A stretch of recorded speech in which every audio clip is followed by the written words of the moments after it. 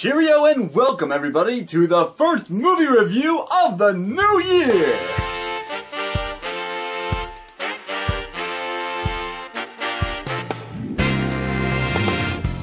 That's right everybody, welcome to 2014. Say goodbye to 2013 and say hello to some of the same problems. For example, the imminent government shutdown. What? You mean the same government that couldn't agree on how best to solve the problem and so shut it down and then threatened to have another shutdown in January actually came to some sort of agreement? God damn it! God damn you for making an agreement and actually doing your job, you... people, you! 1 minute into my review and you've already ruined my plans to ridicule and joke about you.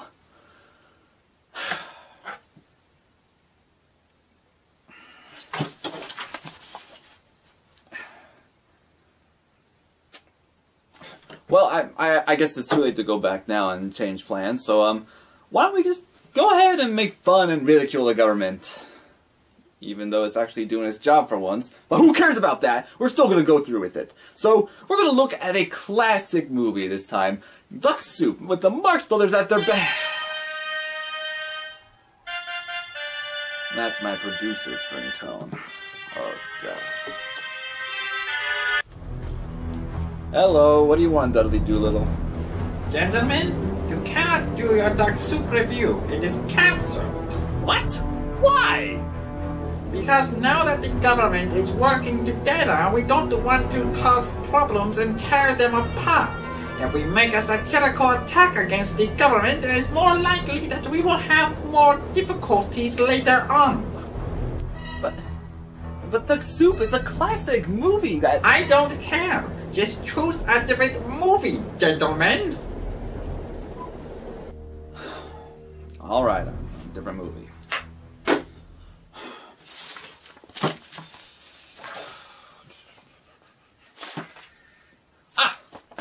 Well, since we can't do Duck Soup, we can at least do The Patriot. Starring Mel Gibson, The Patriot takes place during the Revolutionary War, where America broke free of its chains and...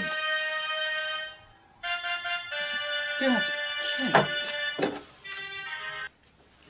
yeah? You can't do that one either, gentlemen. Are you serious?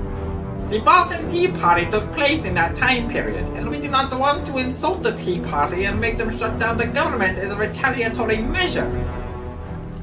The Boston Tea Party has nothing to do with the Tea Party. We took tea and we dumped it in Boston Harbor. Oh. Well, you still cannot do it. Why don't you do something uplifting? Like a comedy. You haven't even done one of those yet.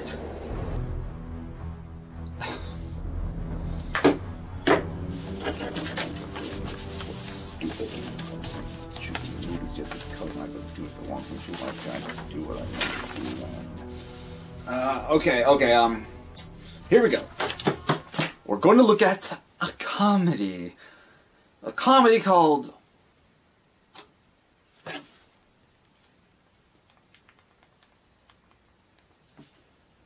Yes? Just a comedy, right? No other rules or stipulations? No. Good. This is Dave.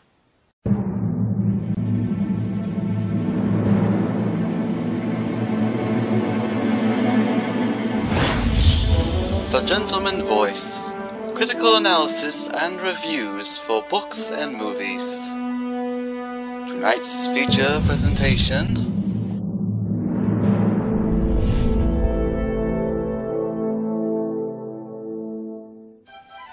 How can a classic tale go so horribly awry?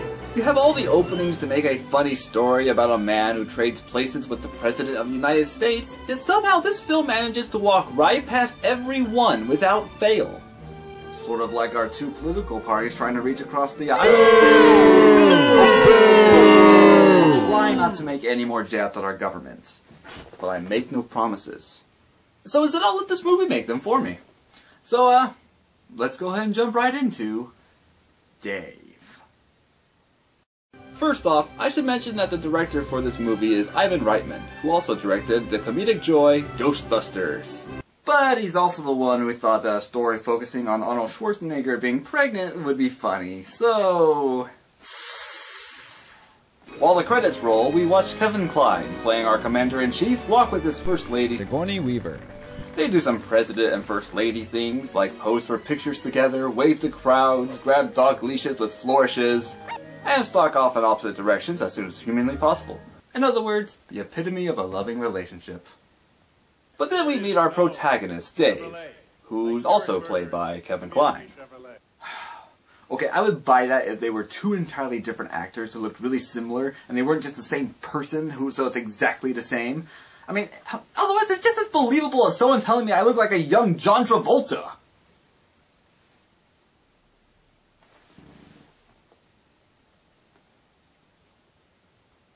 It's still unbelievable! But if that exact similarity didn't exist, Dave wouldn't be able to do what he does best, impersonating the president at car sales. Now if that's not a dignified image for our president, I don't know what is. We then come back to the president at a meeting where he's trying to convince congressional people? Senators? Whatever, people in the government, to kill a bill that would help homeless shelters so he doesn't have to veto it. I don't want you to do this because you're forced to. I want you to do this because you want to. I want you to do it because it's the right thing to do. I want you to do it because you're acting in the best interests of your country. And if you want to debate it, you can argue with the door I slam in your face. To be perfectly honest, I'm totally lost. I can't help but think we're missing a whole chunk of the beginning that sets up this scene. What's wrong with the bill? Why does the president, if he's so concerned about doing right by the country, not want to veto it? Why is this issue the President Wife's pet project? Well, I went looking for those answers, and I found them on pages 4, 6, and 7 of the original script, which were cut out of the final film for time reasons, because they wanted to make sure they had a lot of comedic joy later on. So, for your benefit, I shall go ahead and read off those answers for you. Because...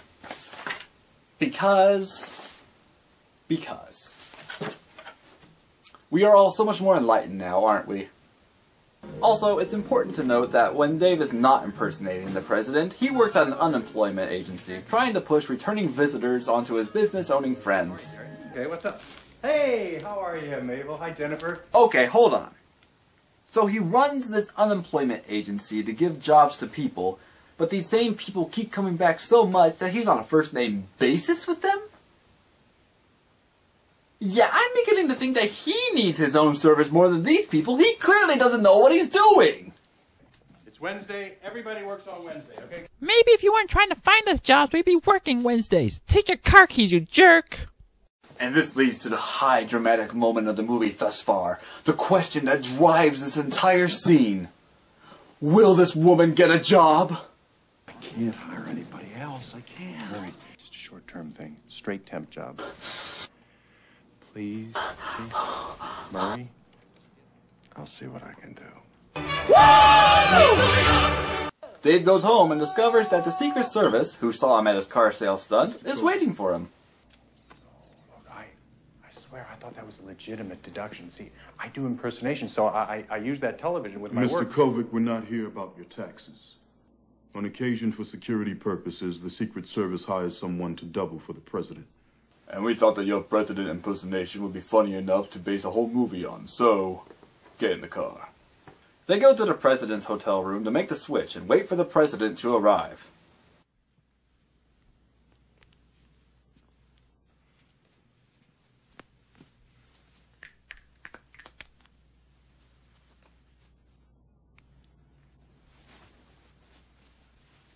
Hey. What's that? You're not laughing?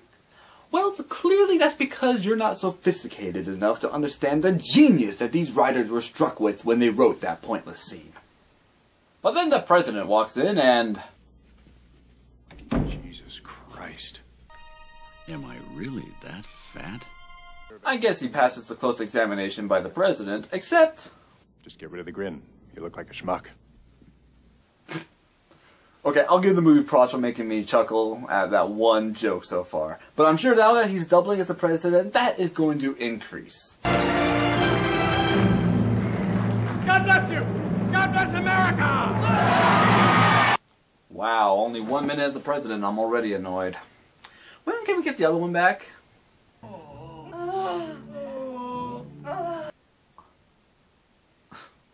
You know, actually, I would still rather have the sleazeball instead of the goofball as president. At least it shows that he's a politician. Go!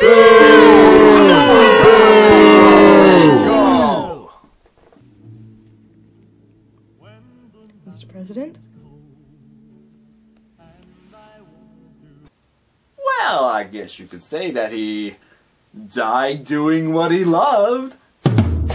No, he's not dead, but he's still incapacitated by a coma. So logically, the next step is to call the vice president and have him take over. Don't call the vice president. Or it would be if the movie wanted to spare us the next hour and a half. But then we wouldn't be able to understand what the grand master plan of the evil chief of staff is. It's all mine. I made him. I built him. And no Boy Scout is gonna come in here and take it away from me just because he happens to be vice president of the United States. If he was the vice president of Canada, then maybe, but that's still a tough sell. So, what's to be done?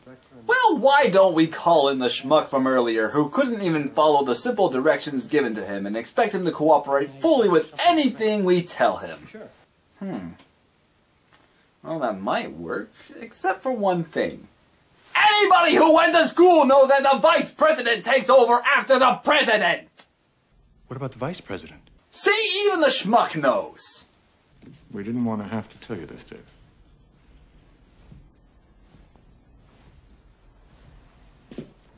But the vice president is mentally unbalanced. So, in that case, it's the Speaker of the House's job to... Is this legal? No. So, like I said, if the vice president is incapable of doing the job, then it falls to the Speaker of the House to... Oh, God damn it! Okay, I know this is a comedy that I shouldn't be digging for logic, but... What the hell? Actually, that brings up a good point. This is a comedy. So, where are all the jokes? I mean, the scenes we're supposed to find funny are where he awkwardly cracks his back, breaks routine, or this moment when he calls the lobby from the president's room. Yes, Mr. President? Nothing. Good night. The only thing that's been really funny so far was when the president said... Just get rid of the grin. You look like a schmuck. And even that wasn't that funny. It's like Ivan Reitman, after Ghostbusters, said, you know what? I don't want to do comedies anymore that are really funny. I want to do a drama, but because it's not got enough logic in it, I have to call it a comedy. And it's not funny enough to be a dramedy, so we're just gonna go with comedy. But the plot resumes when the next day the doctors look at him and determine that he has experienced a remarkable recovery. Your blood pressure has even gone down. How is this not remotely a red flag?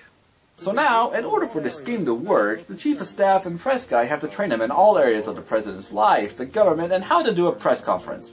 All with a lot more dignity than this. Now that they've given him the information that he needs, they must figure out if their plan even stands a remote chance by pitting him against the First Lady. If you can convince her, you can convince anybody. And if you can, then, well, we have ways of silencing her. All you have to say is, thanks for doing this, Ellen. Oh no! Instructions! You know he never follows those! Quick! Send in the First Lady! Thanks for doing this, Ellen. Why can't you die from a stroke like everybody else?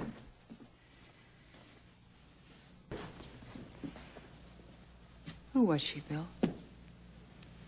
Another patriotic secretary? Thank you for doing this, Ellen. Go to hell, Bill. She hates me. Yes! And how long will this last for? I thought so. Well, since the first test is done, that means Dave can go do more presidential things like pose for ethnically diverse pictures, bow to foreign dignitaries, over and over, have cabinet meetings, control machines, and play with dogs. And that bit isn't bad because they're not trying to ram a pathetic joke at the audience. But that feeling of contentment vanishes very quickly when you're faced by an onslaught of celebrity cameos like... What is with President Mitchell lately, huh? Has this guy been having too many Happy Meals for lunch or what? Jay Leno, no! What you don't want to do is eat donuts. Arnold, why? You weren't even the governor yet! Seriously, what's up with these celebrity cameos? They're only a few seconds long, but they're more distracting than anything.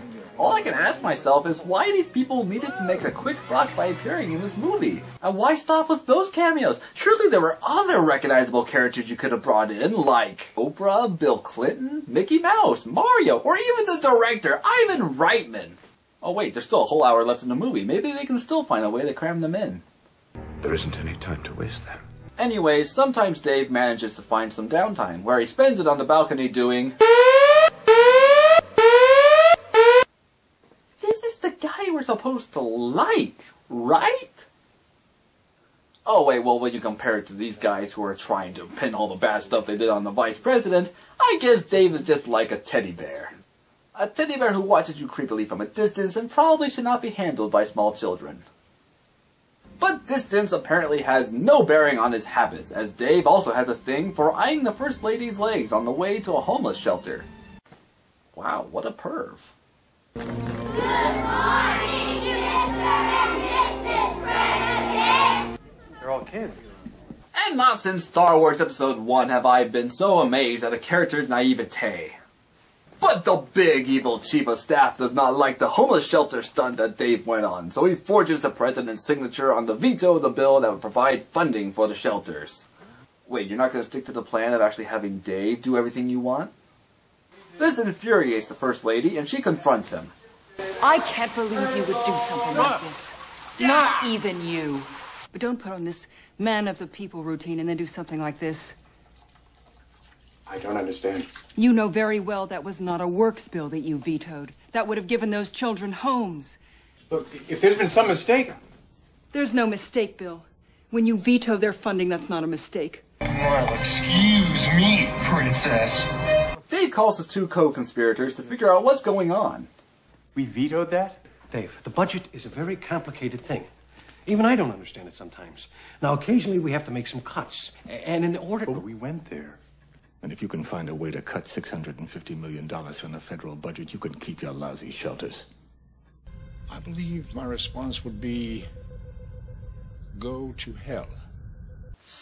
Well, guess the bill remains vetoed unless something implausible happens, like they bring in some backstreet accountant guy to... I'm here to see the president. Is that right?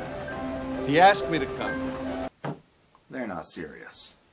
Who does these books? I mean, if I ran my business this way, I'd be out of business. Well, government commentary aside, this is not something that they could possibly... Okay, before we get started, a couple things I'd like to go over in the budget. Oh my God. Now, some of this can be done, it seems to me, through some simple changes in our cash management. Unfortunately, money management's only going to get us halfway to our goal. In order to get the rest of the money, we're going to have to really start making some tough choices. 5 carry the 1 makes $656 million, which means we can keep the program. It's so amazing because it would never happen in a logic-driven world. Mostly because it takes a 2/3 vote in the Senate and the Congress in order to overturn a presidential veto. But while everyone congratulates the president for his wisdom, two people hang back, bitter and alone. I'll destroy him, Ellen. I'll shred the bastard. Don't do this. Lock him away for good. Then we'll all go to jail together. Are you threatening me? Well... yeah. I guess I am. Aw, that guy's so great. He's like a rat jumping off a sinking ship. Which is what Dave should do now, since the First Lady now knows that he is not the president. Who are you? Well, since you now know the truth, and the president was kind of a bastard anyway, then this gives you a chance to do something now with Mr. Not President. Or you can pack up and get ready to leave, not even considering what good you two can do while working together. Even better, why don't you both get ready to leave so you can spend time debating what everyone else knows you're going to do in the end anyways. In fact, since we all know that's going to happen, why don't we just skip forward to when it does? What would you do if you were still in there? Lots of things. Which means that them leaving and the 15 minutes since then were entirely pointless. But this turn of events does not please Angry Bob. You're nothing. Do you understand? You're nobody. You're a blip. Well, maybe I am. But you're fired. Bad idea. See, you have nothing to hold over him, and he has total power over you still then. So, if you throw him out, he's going to go to people and he's going to tell them the truth. And to prove it, he'll ask for a DNA sample, which you will have to give. And when you give that, they will see that you are not the president and... Full press corps is right out there. Should I go tell them? Or did you want to? Technically, Bob could use that for his advantage, because then it gets publicity, and you can still not prove anything about his involvement in... Like your resignation on my desk by the time I get back? Oh, I forgot. This is comedy logic. So let's just go forward and let's not worry about it. Dave goes to a press conference where he has a big announcement. From today, I'm going to make it the responsibility of this government to find a job for every American who wants one. Oh my God. So how does he intend to bring about this 0% unemployment? That's it. So, let's get to work. Thank you. Oh my God! This might be the quintessential problem with the movie. No president could do this. You have to have a plan. You have to have a reasonable call to action. You can't just declare something and poof, it's done. You need to have a reasonable means by which to enact a plan. Otherwise, all you have is an outrageous idea. And anybody could have one of those. Hell, every single problem in the world could be solved with an outrageous plan by a president. Good afternoon, everyone. Thank you for coming. Just a quick announcement. Every day, there are kids going to school without hot lunches. Today we're going to change that. At noon today, there will be nuclear bombs detonating over every city. And the radiation from these bombs will help heat everyone's meals. And this way will be energy efficient, while also providing hot lunches for every single kid. Mr. President, wouldn't that radiation kill everybody? Do not question my logic! This is for the kiddies! And hell, why stop at unemployment? There are so many other world problems that you could solve, like... From today, I'm making it the responsibility of this government to solve world hunger. Or, from today, we will ensure that all nations surrender all weapons of mass destruction. Or, if you are really desperate, from today, we will ensure that the Gentleman Voice is subscribed to by all YouTube viewers.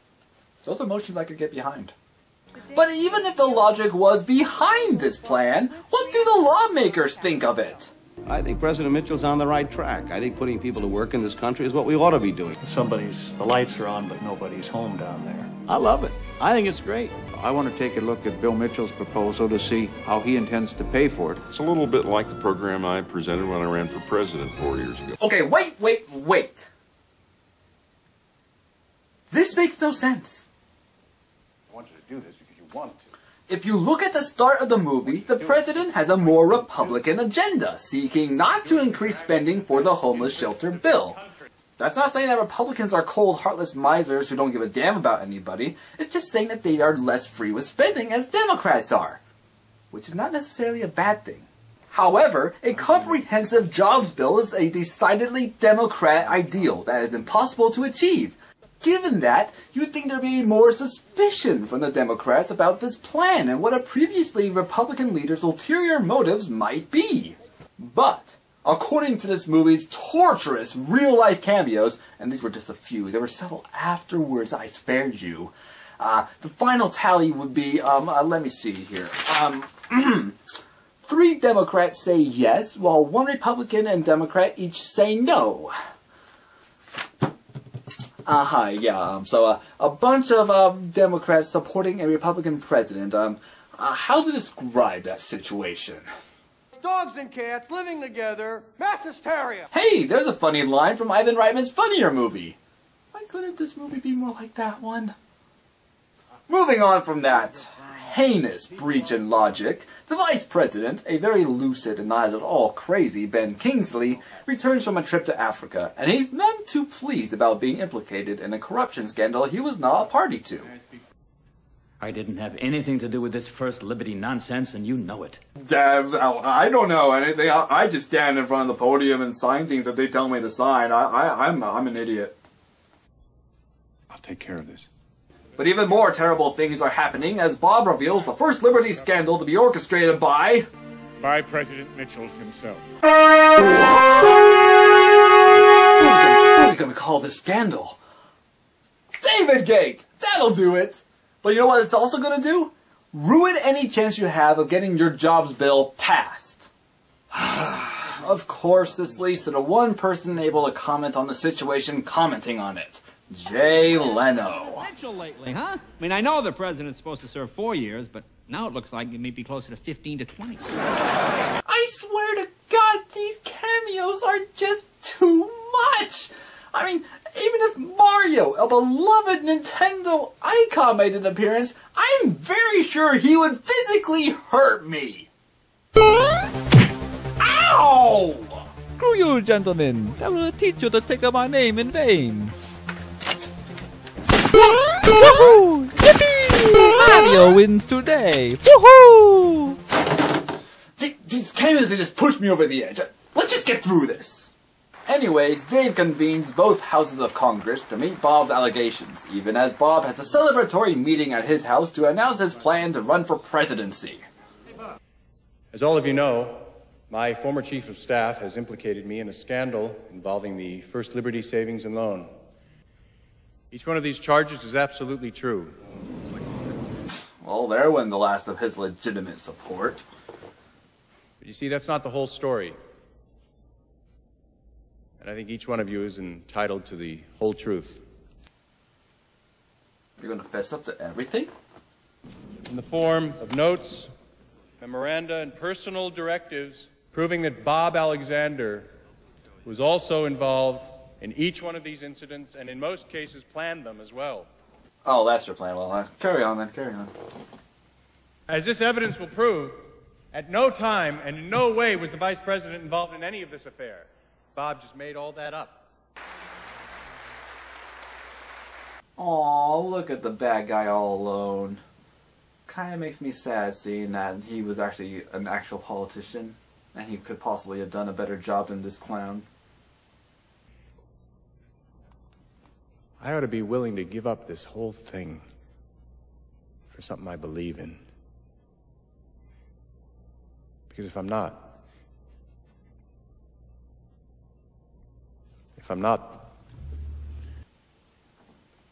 Oh, he's gonna fake a stroke now. If I'm not, then... Or is he really having one? Maybe I don't belong here in the first place. Huh. He had a stroke. You know, I wasn't ready for this movie to take a suddenly dark turn, but you know what? I think it might be the first brilliant move it's made. No, Dave didn't have a stroke. They made a switch with the real president, and Dave's going to be back to his old life. No sudden, amazing twist of fate. You okay getting home? Yeah, it's not far. And so departed the schmuck who destroyed logic and dignity, and brought no amusement to a movie that needed it most. Ready to live happily ever after. Or does he? Nope, he was bitten by the sleaze bug and decided to run for councilman, preparing for a career in politics. I wouldn't trust him to run a fruit stand. Let me show you how to fold this. Look, we want to fold it. Look, the three-part thing is good, but when they open... Uh-oh, could this be possible plot contrivance for a happy ending? It is! Oh, that's so sweet and not clever at all. And even the Secret Service guy gets a job there. He was entirely pointless even though he was always around. And that was Dave. It was predictable, unfunny, and not bad. I may complain about the endless cameos and the lack of logic, but this movie didn't really have anything truly horrific in it. The acting carries the movie. The main problem is that it is a comedy with too few laughs. And from a director who has been funny in the past, that's a serious crime. If If it had been funnier, or at least marketed as a drama instead of a comedy, then this review would never be taking place. But because it is, thank you for watching. Cheerio, and farewell.